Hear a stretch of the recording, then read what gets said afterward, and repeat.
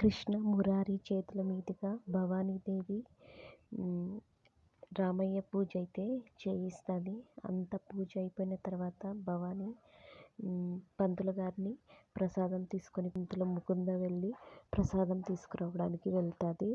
అక్కడ వచ్చేసి కృష్ణ కడుపు పోవడానికి గర్భసంచి దెబ్బ తినడానికి తను టాబ్లెట్ అయితే ఒక పానకం గ్లాసులో కలిపి కృష్ణకు ఇవ్వడానికి రెడీ చేస్తుంది. తర్వాత అందరికీ ప్రసాదం ఇచ్చి కృష్ణకు కూడా పానకం ఇస్తుంది. పానకం తాగిన కొద్దిసేపటికి అందరూ ప్రసాదం తీసుకొని వాళ్ళ వాళ్ళ రూముల్లోకి వెళ్తారు. కృష్ణకైతే కాసేపటికి కడుపు నొప్పి విపరీతమైన కడుపు నొప్పి స్టార్ట్ అవుతుంది. మురారి ఏమైంది కృష్ణ ఏమైంది కృష్ణ అంటే ఏసీపీ సార్ పొత్తి కడుపులో విపరీతమైన కడుపు నొప్పి వస్తుంది, భరించలేకపోతున్నాను అని చెప్పేసి అంటుంది. తర్వాత మురారి కృష్ణను కిందకి తీసుకొని వస్తాడు. భవానీ అందరూ వాళ్ళ అత్తయ్య అందరూ ఏమైంది ఏమైంది అంటే కడుపు నొప్పి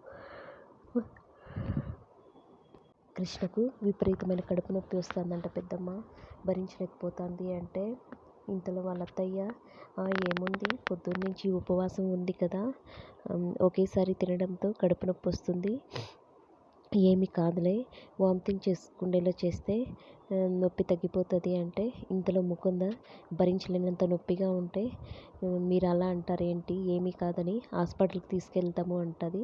భవానీ నేను కూడా వస్తానంటే మీరేం అవసరం లేదండి, నేను తీసుకెళ్తాను, నేను చూసుకుంటాను, మురారి కీస్ ఇవ్వు, కార్ కీస్ ఇవ్వు, నేను డ్రైవ్ చేస్తాను అని చెప్పేసి కృష్ణను హాస్పిటల్కి తీసుకొని వెళ్తారు. అక్కడ హాస్పిటల్లో మురారి ముందుగానే వాళ్ళ ఫ్రెండ్కి కాల్ చేసి రమ్మంటాడు. ఇంతలో అయితే తను వస్తుంది.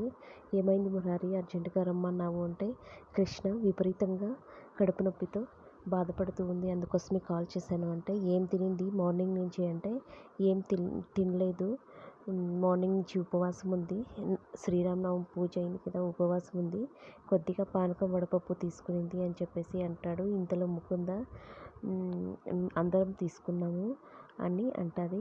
తర్వాత కృష్ణ వచ్చేసి ఇది ఫుడ్ పాయిజన్ వల్ల వచ్చే కడుపు నొప్పి కాదు, స్కానింగ్ తీయించండి మేడం, నాకు భయంగా ఉంది అని చెప్పేసి అంటుంది.